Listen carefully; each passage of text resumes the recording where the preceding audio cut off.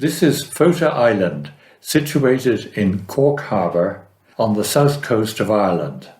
It was owned by the Smith-Barry family for almost 800 years until 1975, when the last Smith-Barry, the Honourable Mrs. Dorothy Bell, sold it. At the end of a long and beautiful avenue, the Smith-Barry family built a handsome house to be their principal residence, which they did in the 1820s. This is the visitor's first view of the 1820s house. In 1975, the family sold Fota Island, including the house, to University College Cork. All the furniture and treasures that had accumulated over the centuries by the family were removed, and the house remained empty for a few years. Then a pioneer collector of Irish landscape paintings of the 18th and 19th centuries asked University College Cork if he might lease the house to put his collection on public display. The college agreed to this, and the collector, Mr. Richard Wood, began work on the interior to prepare it for public viewing and, of course, to receive the landscape paintings. This aspect of Irish heritage and culture had been neglected until the first professor of fine arts in Trinity College, Dublin, Anne Cruikshank, began her work on it, whilst Mr. Wood was an undergraduate there in the 1960s. His collection and Fota House are now owned by the Irish Heritage Trust, and it remains, in 2023, the finest such collection which is freely available to the public outside the National Gallery of Ireland. Here we are in the elegant hall of the house, and we're about to see the first of the paintings. We're now looking at the anteroom, the room before the principal reception room, the drawing room itself. The anteroom is an introductory room, and it was used to introduce the Irish paintings by displaying a number of Dutch 17th century landscapes, as this school of painting influenced Irish works of the succeeding century, the 18th. William of Orange was invited to become King of Great Britain and Ireland at the end of the 17th century, and brought much Dutch influence with him. Here's the reason for the orange panel on the Irish tricolour. It must be added that the Italian and French schools of the 17th century also influenced Irish works of the 18th century, and a painting from Mr. Wood's private collection to represent that also hung in this room. Thus, Irish painting contained elements from the austere Protestant north of Europe and the flamboyant and colourful Roman Catholic south. The central picture in this view, hanging above a splendid 18th century gilded Irish side table and in a carved Baroque frame of similar date, is the first Irish landscape we find on our tour. It is an example of the earliest category of Irish landscape painting and shows extensive view across farmland to the mountains in the distance, all seen from an elevated position. This is known as a bird's eye view, and though beautifully painted, it is scarcely a work of art at all. The single line of composition runs across the picture, separating the cultivated foreground from the wild mountains in the background. Note how well cared for the land is, and how local people benefit from roads and bridges, supplied, of course, by the landowner, who also, of course, commissioned the painting. See how the trees on the foothills are painted carefully to show that they are planted in rows, and therefore have been planted by the landowner and not by nature. See how the artist has painted himself sitting on a high slope to give credibility to the elevated perspective. This painting has nothing to do with the great European schools of art. It has evolved from the simple map and is designed to show the viewer how progressive and beneficial the landowner is. We have now entered the drawing room and are looking back to the anteroom. The splendid canvases in this room show that a radical change has taken place in attitudes to landscape. The wealthy wanted to demonstrate that they were not merely good landlords, but were sophisticated, showing a knowledge of classical Europe. If they had not actually been on the grand tour of Europe, as most aristocrats had, then they at least wished to give the impression that they had. The paintings in this room, therefore, are works from the classical period. All show man in imaginary and beautiful surroundings. We will start with the picture immediately on the right of the fireplace. The perspective in this picture is from ground level, and its composition has been carefully arranged. Note the strong diagonal line that runs from one building to the next, from the top right-hand corner to the bottom left. It draws your eye into the distance and to the source of light, the evening sun, which is off the edge of the canvas. The light is warm, the buildings are beautiful, and the figures who are drawing water from a bountiful source are well dressed and contented. Nothing is Irish, all is Italian, even the trees in the middle distance, where a stone or umbrella pine and some cypress trees can be seen. Yet the painter, a Dublin man, never visited Italy. Here is a far more Irish scene. The theme of man at home in unthreatening natural surroundings is maintained. But this time we are in Ireland. The light is colder, the clouds rainier, the grass greener, and the countryside rougher. However, a group of well-dressed gentlemen are enjoying the sport of hunting a hare. Note that the horses, hounds, and hare are in the rocking horse position, which is how they were painted until the 20th century. Despite its Irishness, if you look at the buildings in the centre of the work, you will see that they are not thatched or slated, but have the red tiles and flattish roofs of Italian farm buildings. Here is another scene of man enjoying himself in nature, and again it is an imaginary scene, as all these classical paintings are. Again, the light is cold, vegetation is very green, however there is no attempt to evoke Italy. And despite the roughness of the brushwork, the picture is full of charm. This is the epitome of man enjoying nature.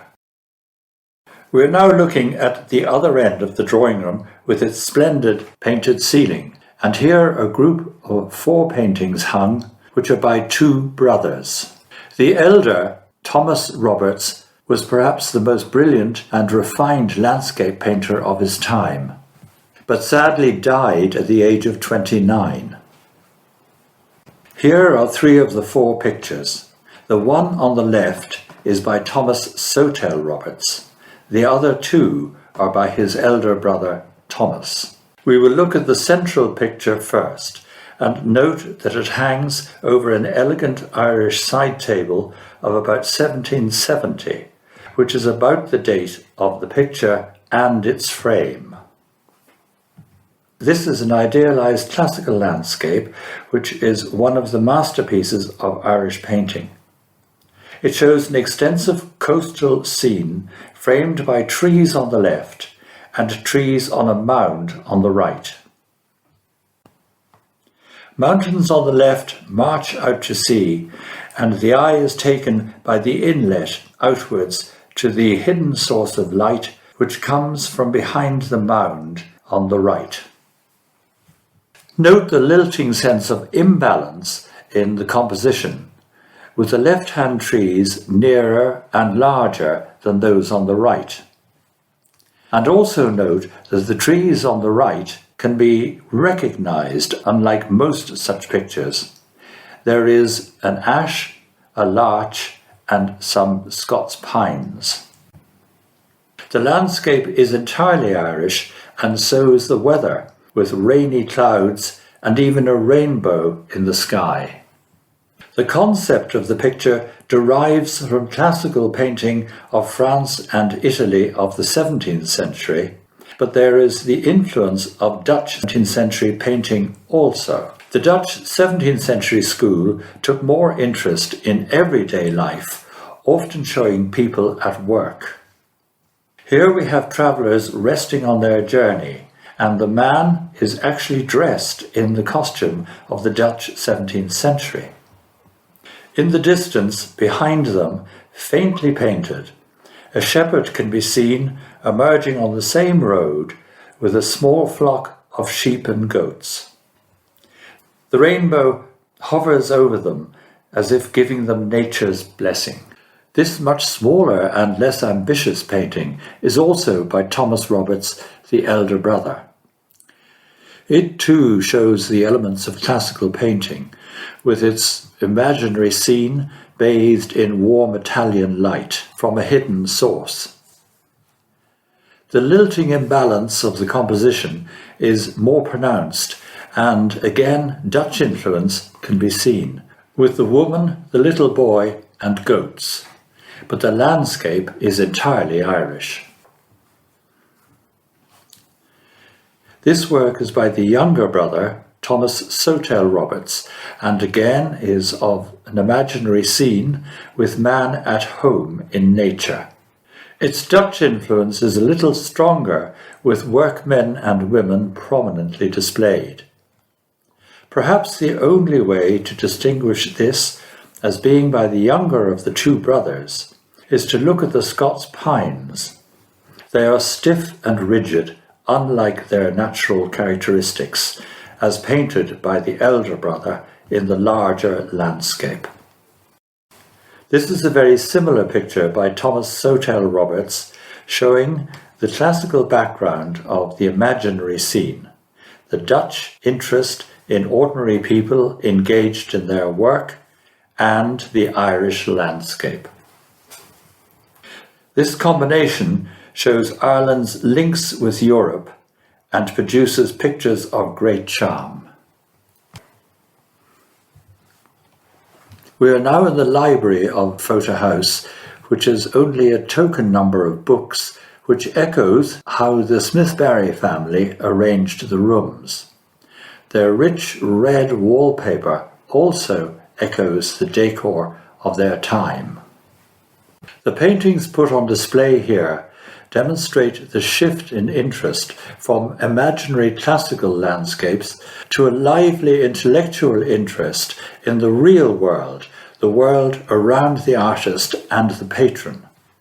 They became fascinated by fine views, the ruins of the past, and often by the magnificent houses they built.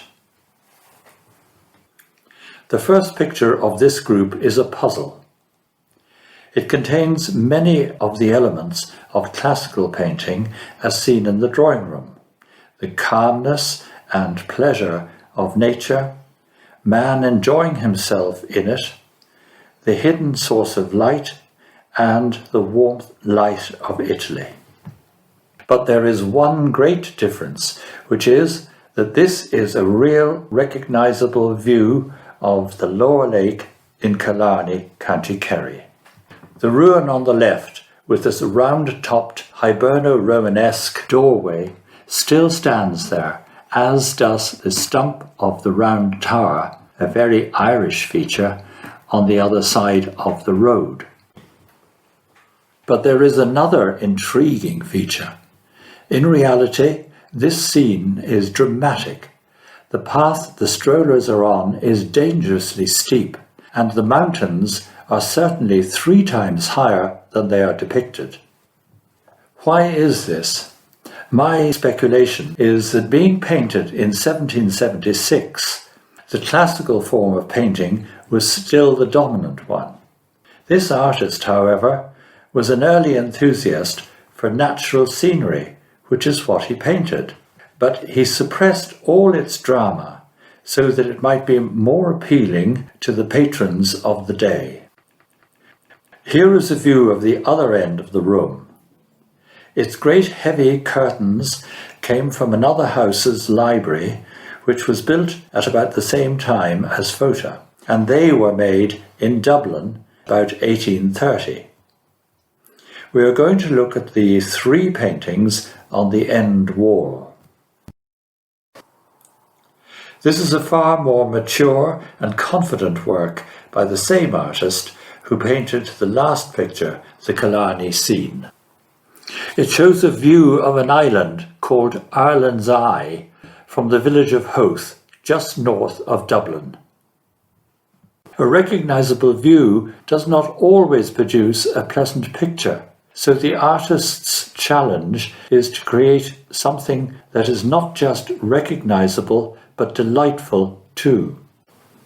Here the principal object is placed in the middle and is given distance by the diagonal lines which run along the roof of the house on the left and along its base, and on the right along the roof of the cottage and along the stream that flows before it, and they all point to the distant island and act like the wings of a stage set. Though those houses have now gone, the view of the island is just like that today. A further element has crept in, social comment. Note the broken chimney, the farewell scene, and the small cottage. They all speak of poverty, yet there are sheep in the fields and yachts in the bay. The sad farewell from an Irish sidecar. We now look at a pair of pictures painted in gouache, which is a water-based paint incorporating eggshells. Both show scenes in Killarney, County Kerry, and both are accurate views. This one shows the Middle Lake in Killarney with the Eagle's Nest mountain on the right. We will see this mountain in a further painting. Note how skillfully the changing colour of the sky is painted. This is Ardtully Bridge, also in Killarney. Now we move to the other end of the room to look at three further recognisable views.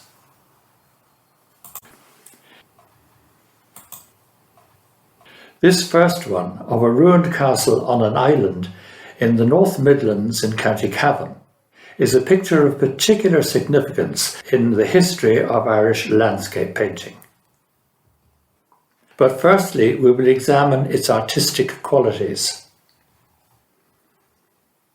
This artist painted the repressed view of Killarney's lower lake in 1776. And then the more confident view of Ireland's Eye from Howth village of about 1790. This work of Cloughuter Castle is of similar date and again is boldly and strongly painted. Were you to photograph this ruin, you most likely would place it in the centre of the photograph, but here it is put well to the side. That lilting sense of imbalance we saw in the classical works is created here by the dominant shoulder of the castle on the right and the trees on the left. A compositional line runs from that great shoulder through the fallen masonry to the foot of the island, ending at the group of fishermen on the far shore, and the lake stretches into the distance between them. In the sky, the curl of the clouds answers the curve of the castle. But its particular significance lies in what the figures in it tell us. They have come to explore this ruin, and this expedition has been arranged as a result of the awakening of their curiosity in the world around them, and what can be learnt from the strange buildings of the past. The artist is at pains to depict their sense of discovery and delight in exploration, all of which lies at the heart of the Age of Reason in Europe and is now seen in Ireland. This certainly is one of the clearest examples of it in Irish painting.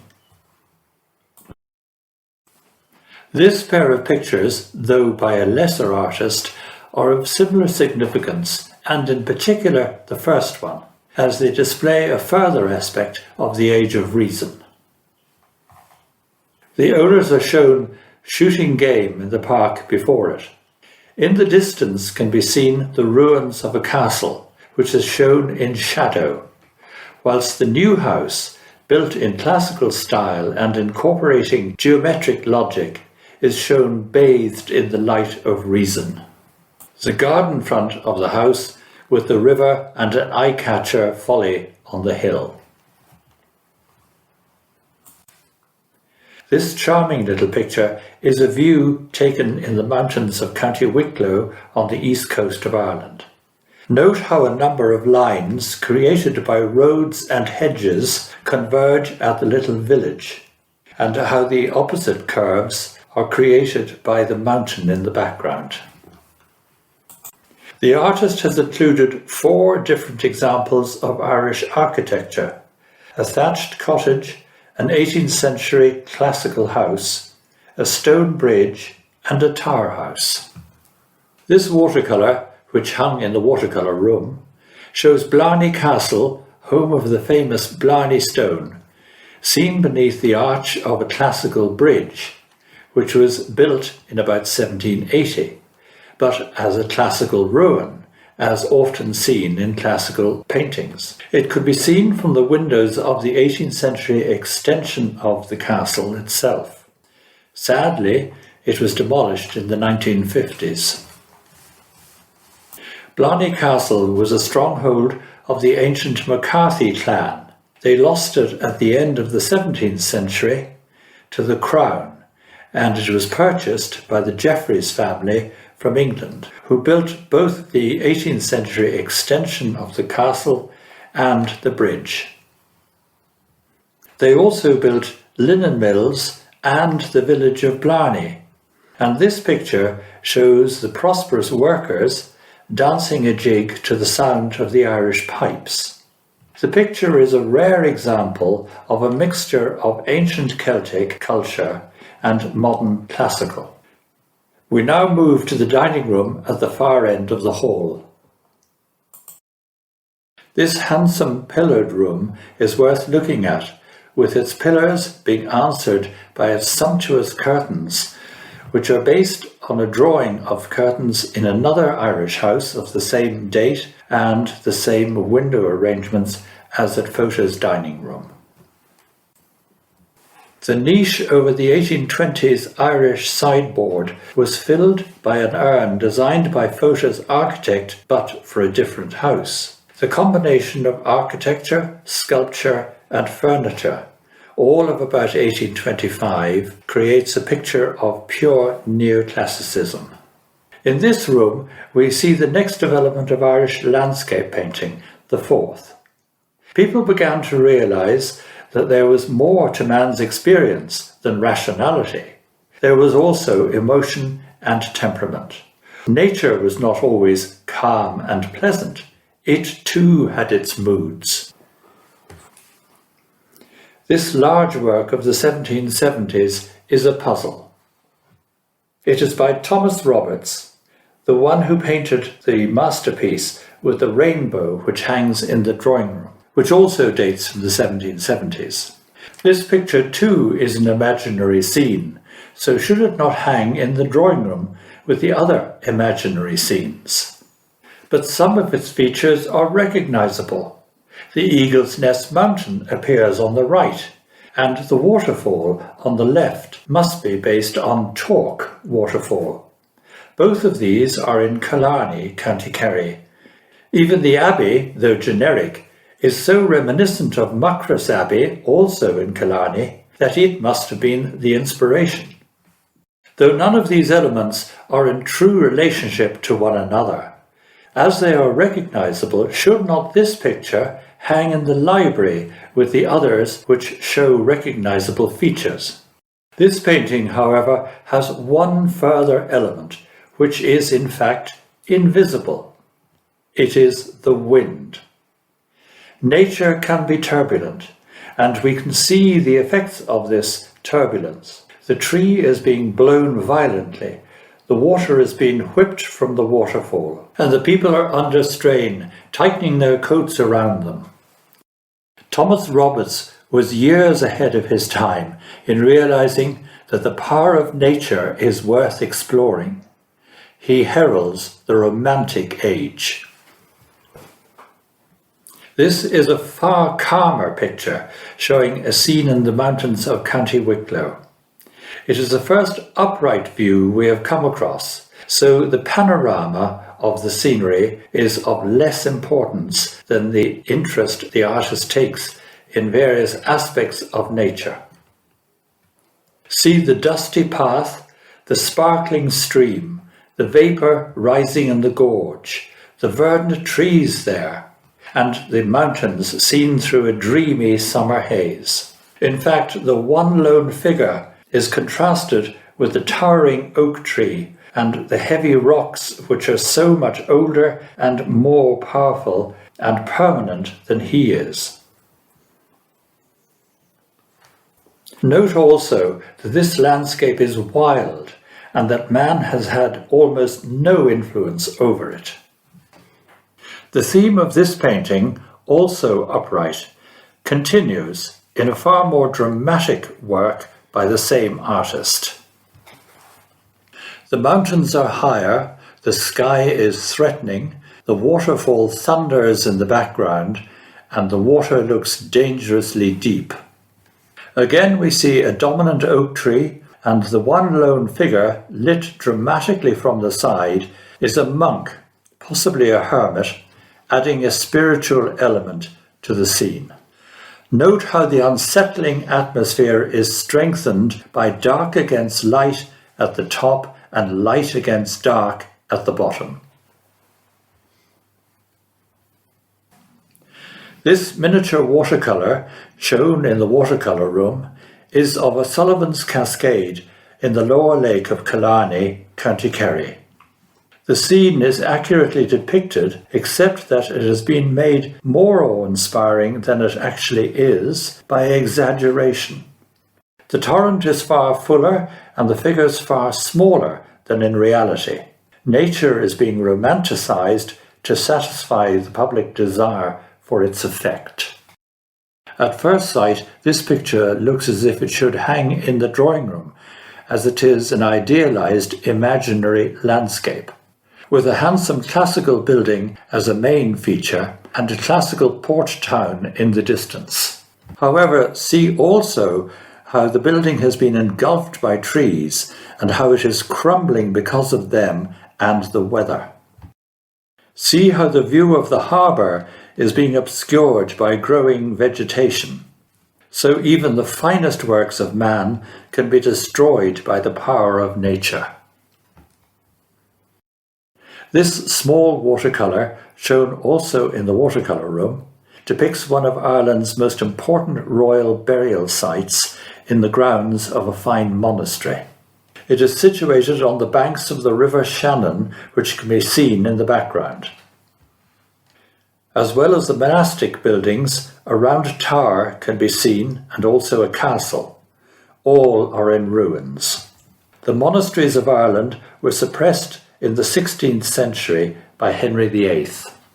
He suppressed all of them throughout Britain and Ireland. In Ireland, however, it was particularly tragic, as they were the principal seats of learning and of Gaelic culture, which then began its slow decline. This picture was painted 300 years after the suppression, when all lay in ruins. However, the people of Ireland are still returning to perform a pattern, which is a ritual to venerate saints and the dead. See how they are painted as if they were emerging from the graves themselves, like spirits of the past. The woman standing on the mound, which is greatly exaggerated, evokes a keener or professional mourner who cries passionately at funerals. And note the sun setting in the west, symbolising the passing of the Celtic age in Ireland. The romantic has become emotional. Finally, in this section, we see a shipwreck scene. It shows the calm after the storm, with the survivors clinging to rocks and the wreckage, totally defeated by nature's power. The sun casts an ominous blood-red sheen on the water as it sets, bringing darkness to add to the survivors' distress. Here is a view of the fireplace wall of the watercolour room. The Pilgrims at Clonmacnoise was given pride of place in accordance with its importance. On the opposite wall, the bank of pictures was hung above a late 18th century Irish side table. The central picture shows a design for Cork's railway station by Sir John Benson, who designed St Patrick's Bridge and other fine buildings in Cork, but this design was never executed. We are now on our way upstairs to see the bedrooms and the boudoir. This small room is called the Shamrock Room because of the shamrock design on its wallpaper. Note its strong green and the strong grey of the fireplace. Note also how subtly these two colours are merged and integrated by the paintwork of the cornice and the ceiling. The extraordinary skill of harmonising this difficult combination suggests the work of Sibthorpe and Company of Dublin, whose work survives in the anteroom, drawing room and watercolour room. We will now examine the picture that hangs over the mantelpiece. We have left the Romantic Age behind us and find ourselves now in the industrial age of the mid-19th century. Patrons now included the successful men of business, men of the world, who were preoccupied with reality and had little interest in ideas or feelings of romance. They wanted to understand at first glance what was happening in the pictures they bought. This scene of children dressing a guy for Guy Fawkes' Eve is typical of what was required.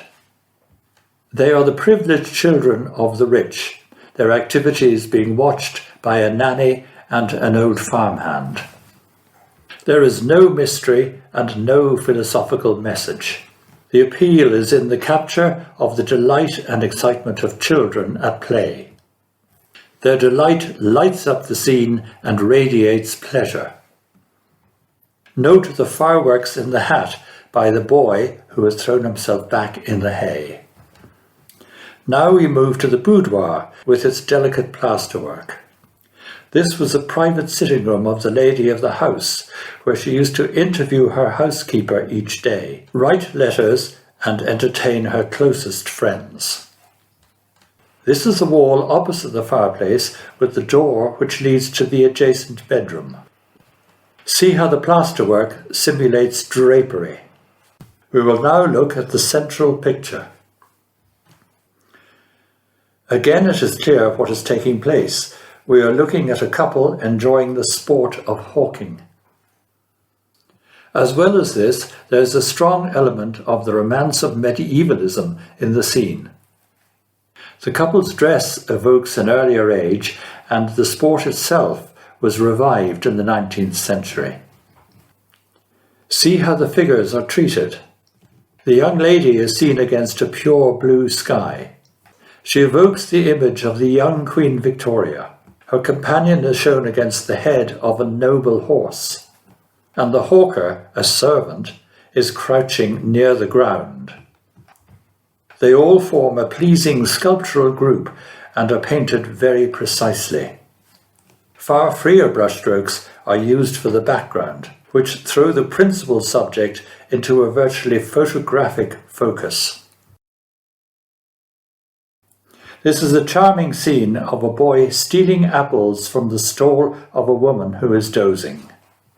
See the boy's friend peeping over the wall with excited anxiety, and the moon also peeping at the scene from under the eave. This artist was a master at portraying the look on somebody's face by showing you the back of their head. The context informs the viewer. Now we move through the door we saw earlier and enter the north bedroom. We will look at the picture over the fireplace. It shows a girl selling flowers at the foot of a huge column which stands on a plinth. She is very feminine, with pale skin, bright eyes, shining hair. And to further attract young gentlemen to buy her flowers, see how she allows her bodice to slip slightly. This marine picture not only tells a great story, but has a great story behind it. The English captain of this ship was also a very fine artist, and he depicts his vessel being wrecked by a violent storm in the Bay of Bengal. He has lost almost all control over it and is in the greatest of danger. However, the situation was saved by another vessel which was captained by an Irishman. In gratitude, the English captain painted the scene and presented it to the Irish captain. It descended in his family until they put it on the Dublin art market, where it was purchased for Fota. The painter, though English, painted so many pictures around the coast of Ireland, and so many of his pictures were acquired by Irish collectors, that he is affectionately accepted as Irish. See the chaos on the deck as waves swamp the ship. This shows the stern. A horse has been swept overboard and the longboat is being tossed helplessly. Note the pink-grey wash of the background paint, which is then overlaid by dark grey and bright white, which depicts the frenzy of the waves. The sky is dark and the light is eerie. This next marine painting also depicts a real event, where a sailor fell overboard from HMS Shannon off the Cape of Good Hope during the 1850s. See how the sweep of clouds in the top right draws the eye to the great ship which tilts on the waves in the distance. See also how the three oars at the base of the picture draw your eye into the very heart of the drama, where you see the looks of horror on the faces of the sailors. Follow their gaze and the line of the grappling hook, and you will see the body of their dead colleague. Follow the line of his body, and you will see a lifebelt which failed to save him. The story is told with great drama. Details do not disappoint. See the lines that let down the longboat and the concern of the sailors on the deck. See the light flashing off the distant waves. An awestruck sailor ending the drama. We move now to the other end of the house and enter the south bedroom. Its wallpaper was hand-painted in China in the early 19th century and was rescued from a derelict castle in County Meath. It was hung with small oval portraits in pastel, which were exquisitely drawn. They date from the second half of the 18th century and were a frequent feature of old Irish collections. We now find the sixth development of Irish landscape painting in a group of watercolours, this time displayed on a landing outside the south bedroom.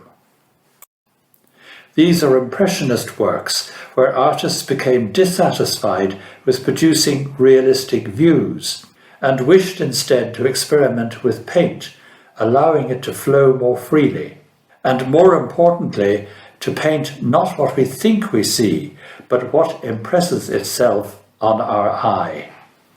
Shadows in snow, for instance, are not always grey, but blue, and the eye focused on one object blurs all around it. This is a view of Kilmurray, the home of Mildred Butler, the artist. She studied painting in Paris and was the first female artist to be bought by the Tate Gallery in London. This small collection of her work was painted at the time of the War of Independence in Ireland, when the big houses which commissioned the paintings we have been looking at lost their political, social and financial power. Her pictures, which centre on her estate in County Kilkenny, in the rich lands of the southeast of the country, are almost all devoid of human figures and have a sense of nostalgia for a lost way of life.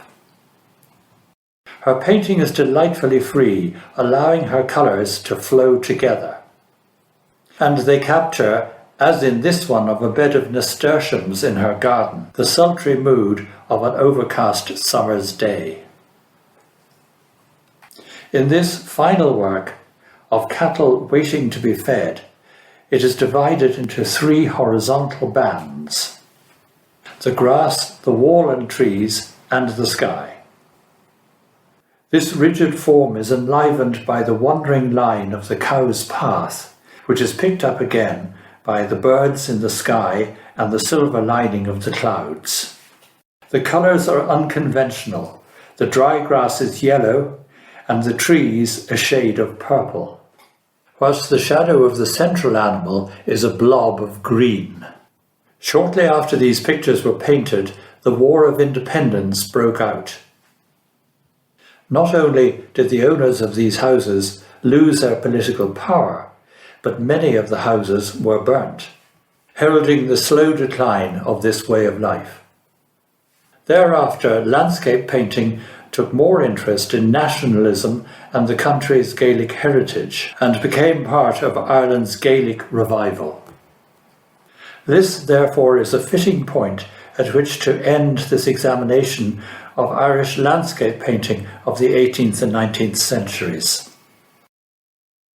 In 1984, the year after it first opened to the public, Fota House was honoured by the Council of Europe, which granted it a Museum of the Year award.